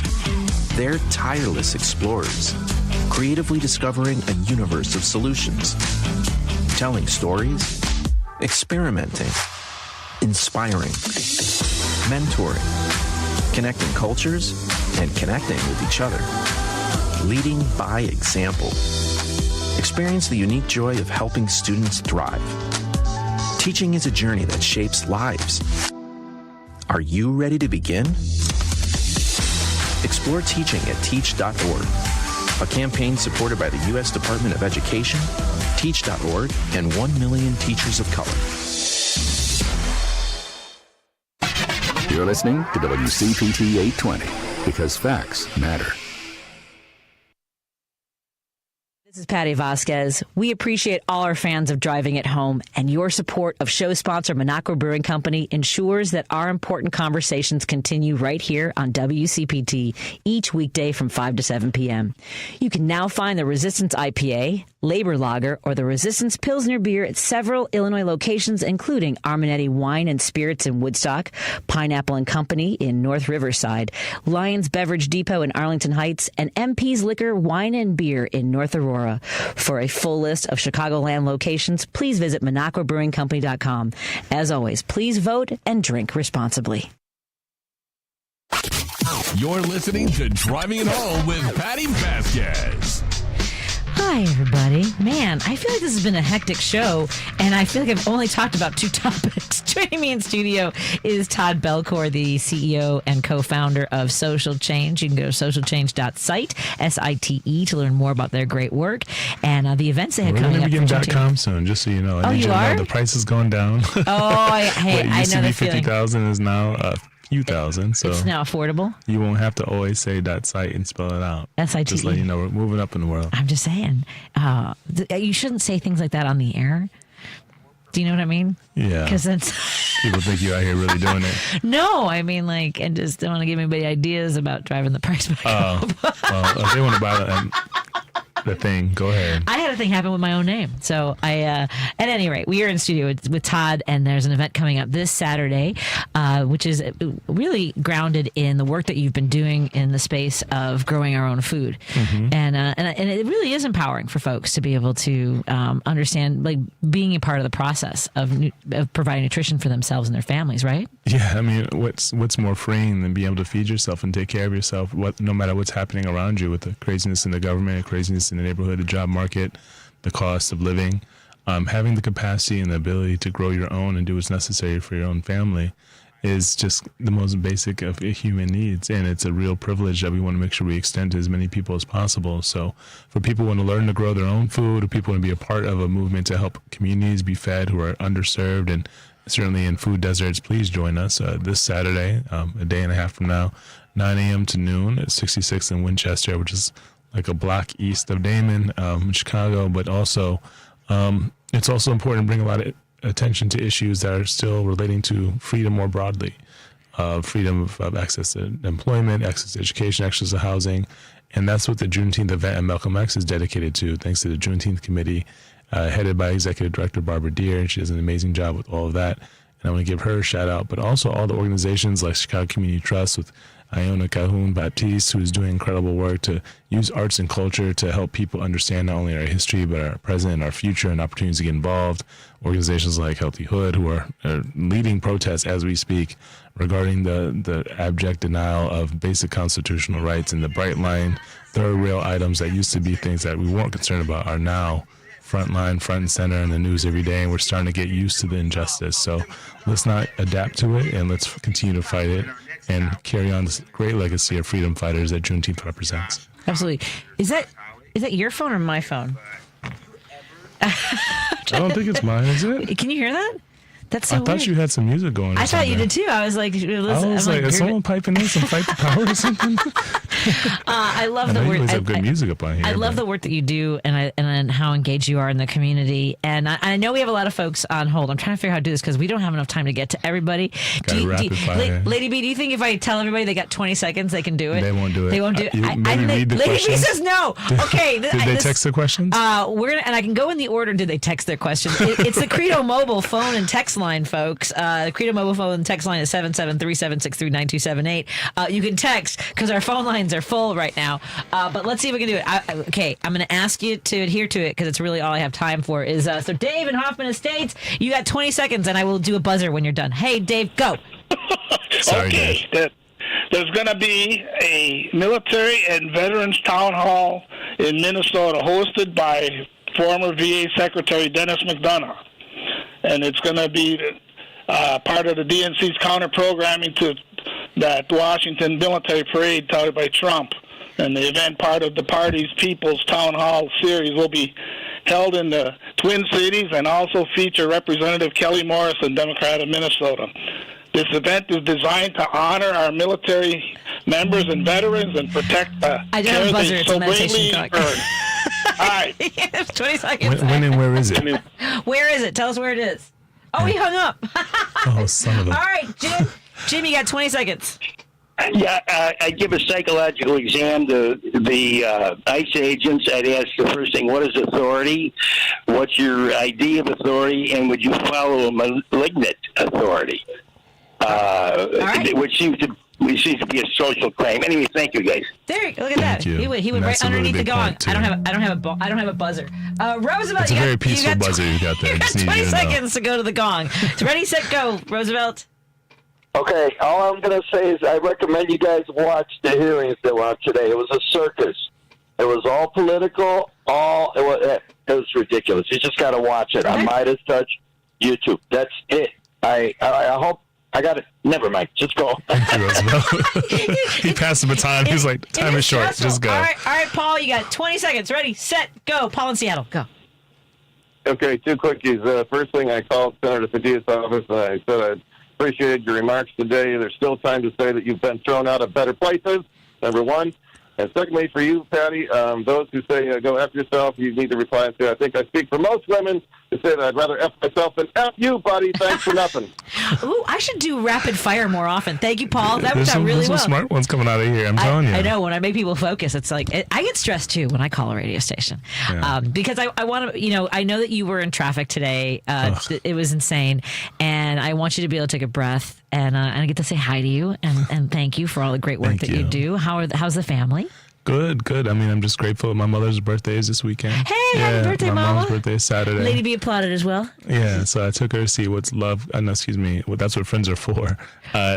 Ensemble by the Black Ensemble Theater last weekend. It was a preview, and it's an incredible show. It was featuring the songs and musings of Gladys Knight, of Patti LaBelle, and of my 20 seconds are up. Thank you all so much for your time. Check us out at Shy Social Change, please, on Instagram, Twitter, Facebook, and socialchange.site. Dionne Warwick was the third. Dionne Warwick, yeah. My dad's favorite. I should have known better. Well, not just that, but what a whole generation of new friends because she's on Twitter. And like, it just, she's everybody's auntie. That story about calling all the rappers to her house and basically giving them the what for about the language they use and how they talk about women. She's amazing. Yeah, they're all amazing. Yeah. I love that. That's fantastic. And these are challenging times. Yeah. Are you able to pace yourself? Because I know you travel around the country doing a lot of work. We had to cancel our film festival in Los Angeles during the fires. Yeah. Yeah, no, that's no. No, you're not pacing I'm yourself? not pacing myself. What I'm trying to do is be super dad and superhuman in the community. So it's that comes with sacrifice. It's supposed to, but this is the time to do it. I mean, this is not a time to be getting 8 hours of sleep and making sure you're fully rested. You got to kind of fight through it and get your espresso here and there and make sure you're there for the people that matter, your family, your loved ones, but also the people who you haven't had a chance to meet, who need someone fighting for and with them. So this is that time, everybody. Wake up, get involved. Yes, and I have to imagine that on so many fronts, you have people that are concerned in our communities, right? What are you hearing from folks? Well, I mean, you're hearing a lot of terror. I just came from a great event called Rebuilding America. Geez, 2 minutes. And I think the larger issue is making sure people are reminded that we are all one common thread of humanity. So I don't need to hear any more black people saying, well, that they shouldn't be here anyway. That's not what we're talking about right now. We're talking about the abject deprivation of human rights, of constitutional rights, and a government that's historically been known for mistreating and abusing anyone that they have license to do so. And we are giving them license by being complicit, we're giving license by being quiet, we're giving license saying, well, that's their issue. So everything, and this is a small minority of the community, I'm not saying black people in whole, but this is something, if you look on the news, that person doesn't look like me, and you get some comfort in that, you shouldn't. You should feel discomfort knowing that children are wondering where their parents are. You should feel discomfort knowing that people who've worked on the farm for 20 years are being snatched in the middle of the night. All these things are just the most clear and obvious violations of basic morality and the depravity embedded in them. Please get mobilized. Please get involved. Don't matter what the person looks like next to you or across from you in this movement. You all have to care about one another in order for us to make this country what it should be. That's Todd Belcore, co-founder and CEO of Social Change. Go to socialchange.site. Thank you, Todd. We'll have to have you in more often, maybe when you're already in the area, because I know it's really, the traffic's bad. I've been faster to get to Madison, I'll tell you that. Thank you, Lady B. Bye, everybody. These are real stories of speech-language pathologists and the people they helped. He was in his